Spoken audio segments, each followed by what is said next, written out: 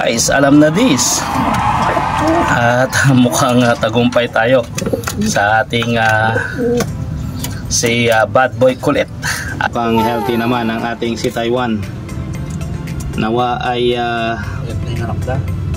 mag-produce pa ito. Mukhang malamyan ang dating ng ating si Taiwan.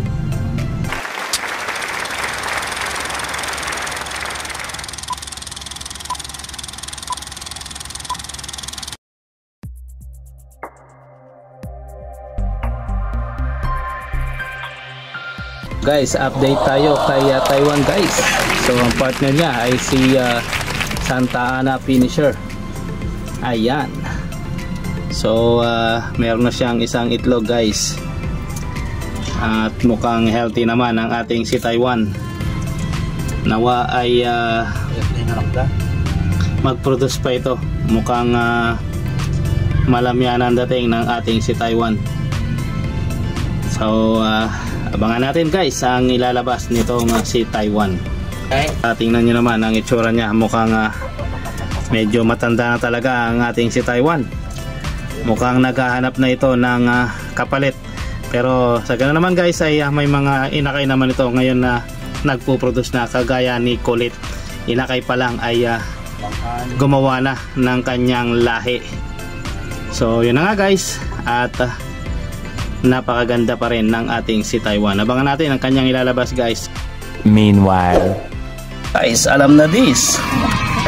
At mukhang tagumpay tayo sa ating si Bad Boy Kulit. At nagpisa na siya guys. So tingnan natin guys kung ano ang ibig sabihin ng basag na ito. Ayan guys, klaro.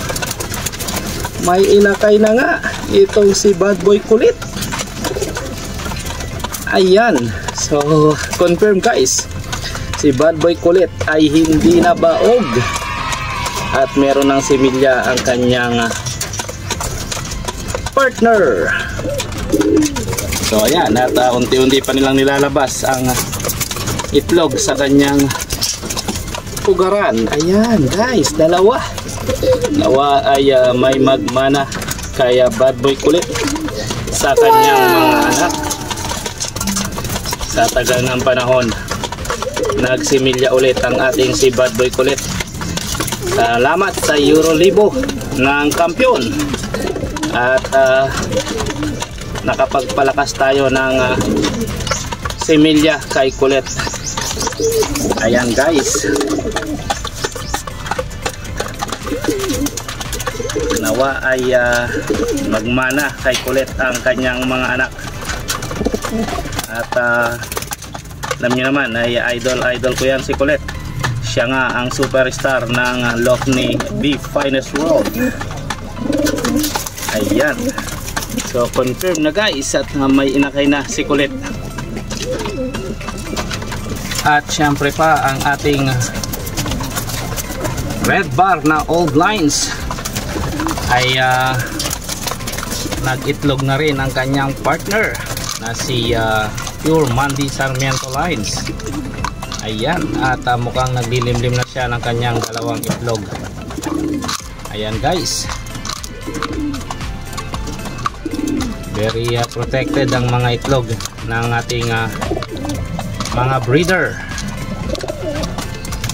Ayan guys, confirm na may itlog na nga, na dalawa na ang inilabas ng ating red old lines ni Bad Boy.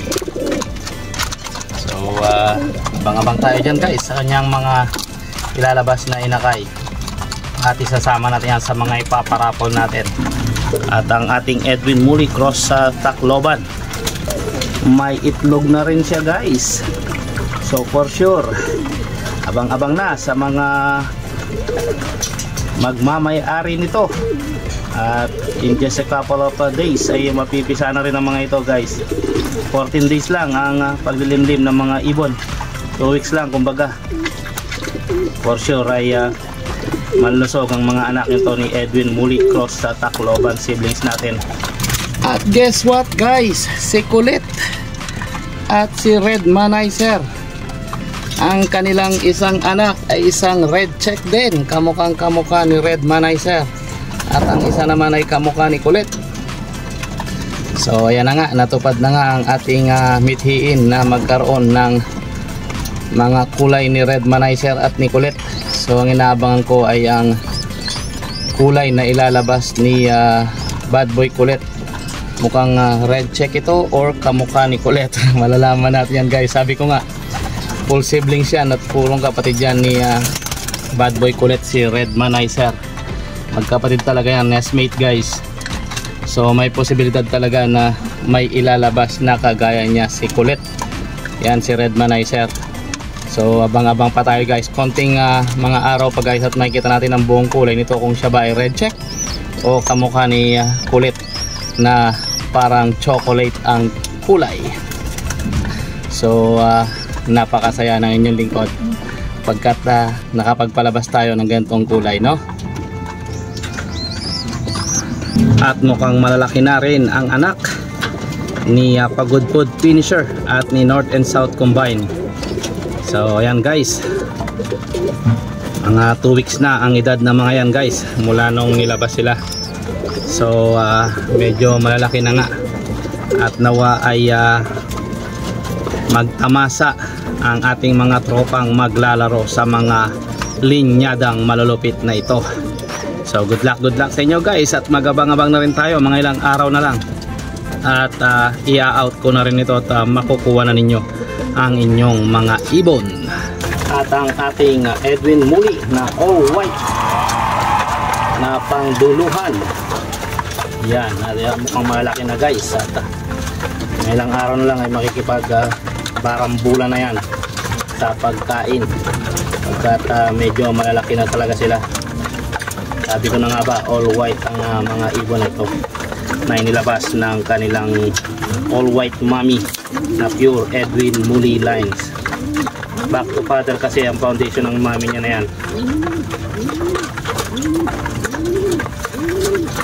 Napakaganda. So nawa ay nagustuhan ninyo guys ang update ko sa ating mga warriors. So shoutout nga po pala sa ating mga kalapatids na walang sawang nanonood sa ating mga content at pag-update sa ating mga ibon. So nawa ay lagi nyong abangan ang aking mga update sa araw-araw.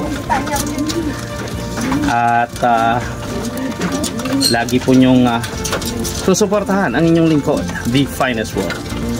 So always choose to be happy and be courteous to others.